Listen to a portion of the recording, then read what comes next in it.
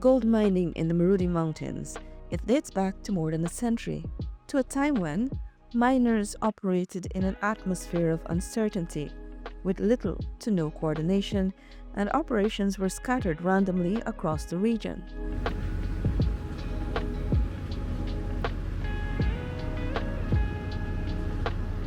But all of that is now behind the mining community of Marudi.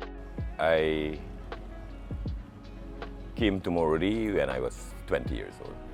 I'm 57, going 58 this year. Meet Leslie Caledon. He arrived in Marudi to chase an opportunity far from home. And he never left. Traditionally, we used to work fetching bags on the mountain, from up the mountain to down the mountain. We used to go in holes too, right? I mean, tunnels. But all the stuff due to years, year after year, people used to die getting covered on the mountain and what's not. Today, miners are telling a very different story. In the previous government, they had opened a way for us, but too much of biting and tugging between those people, it closed down. But this government here had happened for open back.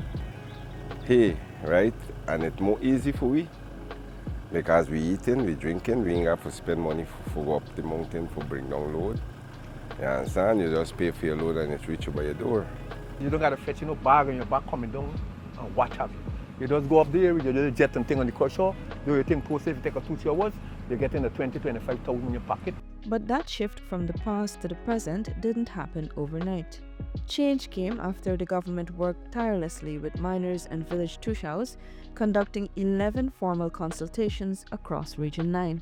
When this present government in 2020, they accommodated us regionally. They call a group of people, miners, for us to go to town, Georgetown, President House, to see the Vice President, Minister Bharat, and some other people.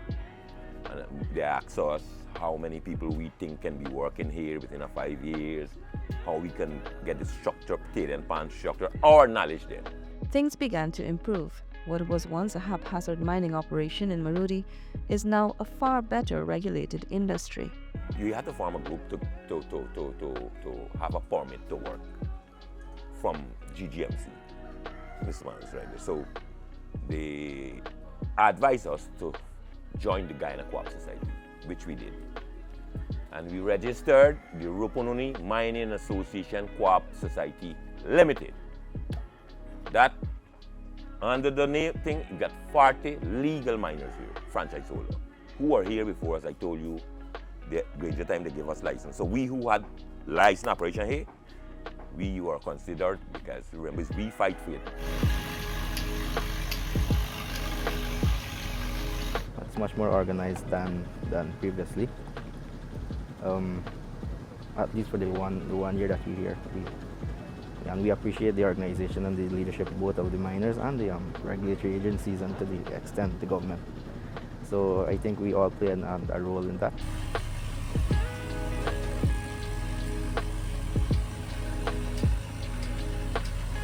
The new mining regulations come with environmental safeguards, such as a ban on the use of mercury. And there is also strict oversight. The Ghana Geology and Mines Commission maintains a visible presence on the ground in Marudi. Purpose of the GGMC here has always been to maintain strict compliance with the mining practices and to ensure that gold produced in Marudi goes to the Guyana Gold Board and is sold only to the Guyana Gold Board or licensed traders. And that has been happening. That has been an excellent initiative by Mr. Rees and RMA and the Minister. So we are at a very high level of compliance in the mining activities at Marudi. But regulation alone isn't the full story. For communities in the deep south of Rupununi, inclusion plays a key part in fueling the industry. It's only fair for us to be part of the, of the table, to sit around the table to see how we can bring some solutions to some of the issues that currently exist. For leaders like Nicholas Fredericks, consultation between the key stakeholders leaves little to no room for misinformation to creep in.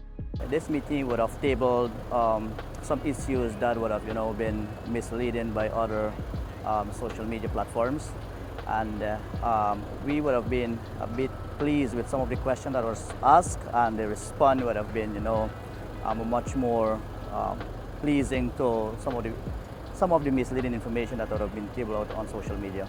But beyond new regulations, there is no denying the immense benefits mining delivers to families and communities. Across several villages, employment, small businesses, and community-led projects are all feeding off the energy of mining. And in some cases, revenues are being reinvested into long-term development, managed transparently and reported at village meetings. We have projects set aside for livelihoods. We doesn't want to go and just blow out money on celebrations, march, or any other kind of occasion, but for projects, we want to leave a legacy that is there for the village.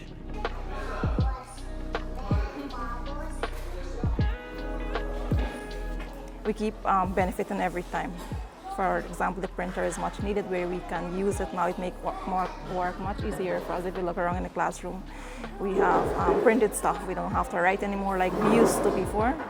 I know presently the village council, they have a crusher in there, and the profits that's made is going to the community to help villagers, especially in the water situation that we have. The tangible impact of mining is trickling down and benefiting every facet of life in Marudi. Because most of the miners, they stop here to support, in whatever ways, most of the time. And yes,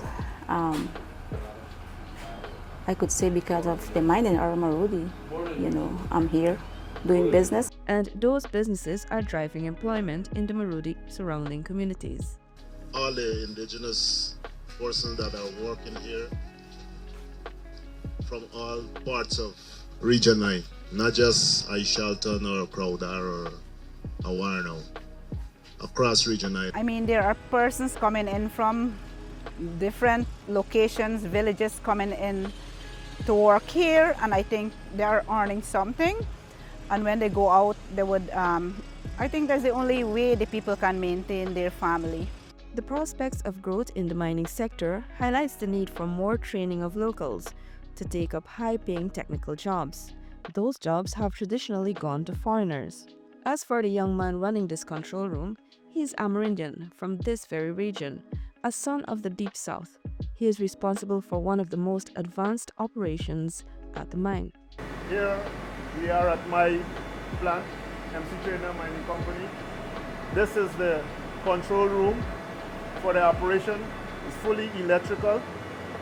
And this is one of our own Amerindian from Crowdar village that is controlling this area here. For an industry that was once fragmented, the transition over the last several years is not only visible here, but the benefits are being felt in communities across the South Rupununi.